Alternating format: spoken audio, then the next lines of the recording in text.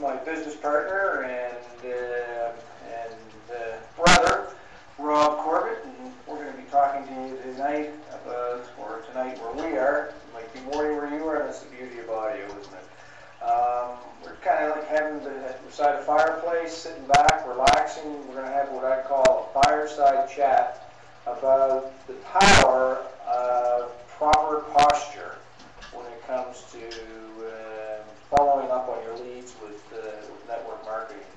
And so, like I said, we're just going to sit back and chat as if you're in our living room right with us tonight. So, Rob, you all ready to get going? Absolutely, Riff. Excited to do this call for the Cutting Edge Media crew, and let's get at it. Great stuff.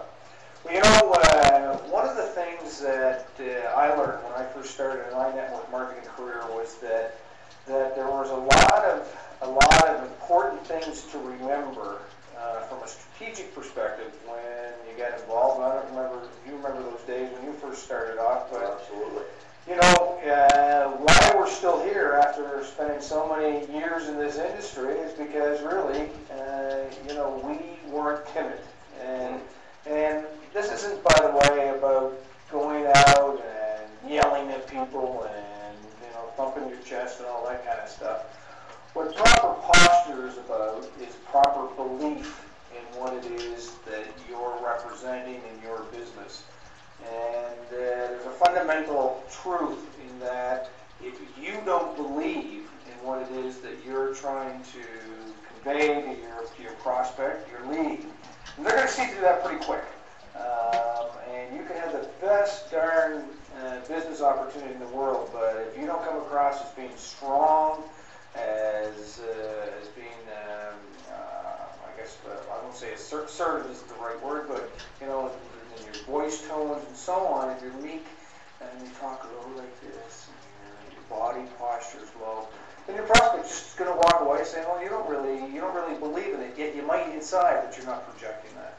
And I know, Rob, you were very good right from the get-go with regards to technique on some of the ways that you prepared to, one, talk on the phone to people or face-to-face to people. Maybe you can just kind of share some of the ways in which you prepared to do that. Not when you're actually doing it, but the actual preparation stage.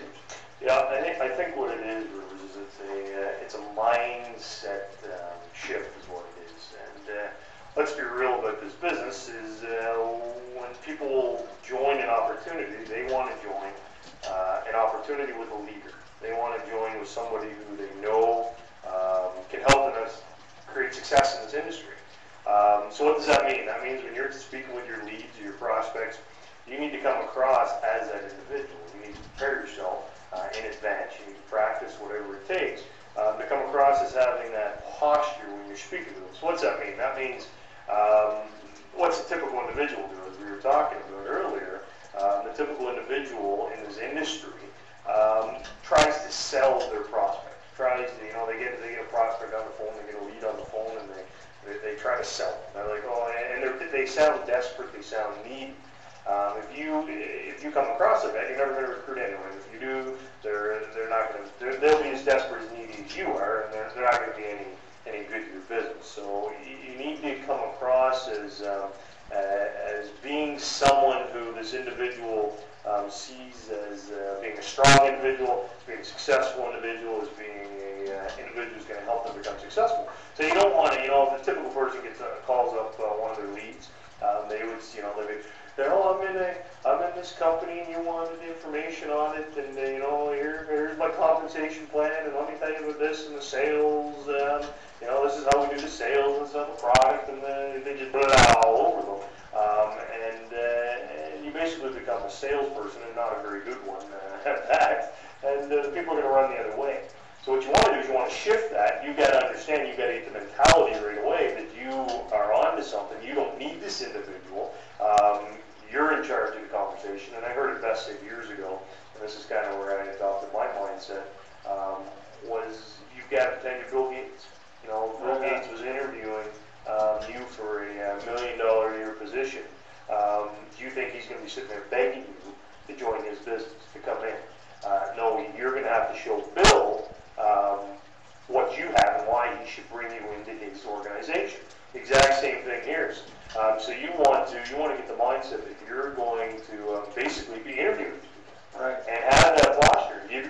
permission to have that posture.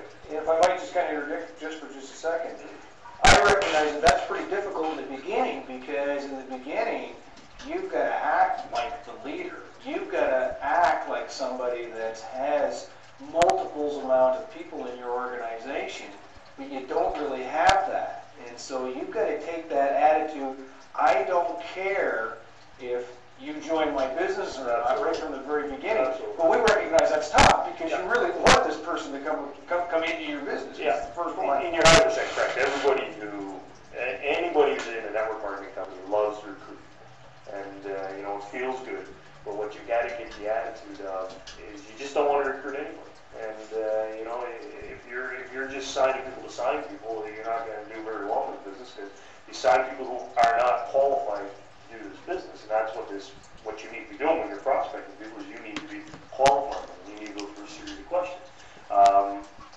So you're 100% correct. It takes a little bit of time to get that, but the point of this sort of whole call, this whole training, is to make people aware, so they can, instead of going out there trying to hone their sales skills, they can get away from that, and they can realize right out of the gates that that's not how you become successful calling leads. Is you've actually got to get this posture, this attitude of, I'm interviewing this person, this is my call, I'm going to be asking the questions. This individual's not going to control the conversation. If they do, give yourself permission to end the call. Right. Someone, if I was talking to you, Ruth, and you were just, if I was asking my questions and you were cutting me off, and I was saying, Ruth, have you in the home-based business before, and I'll be trying to get these answers from you. And if you keep saying something along the lines of, wow, what's this all about? How much is it going to cost? What's in the product? I would just say, Rivers, I'm going to tell you what this is all about, my friend. This is about me interviewing you to see if your goals and your dreams are worthy of my time. And that guy's just posturing that is what that's going to do, is that's going to send a message to these people, your prospect, you're a serious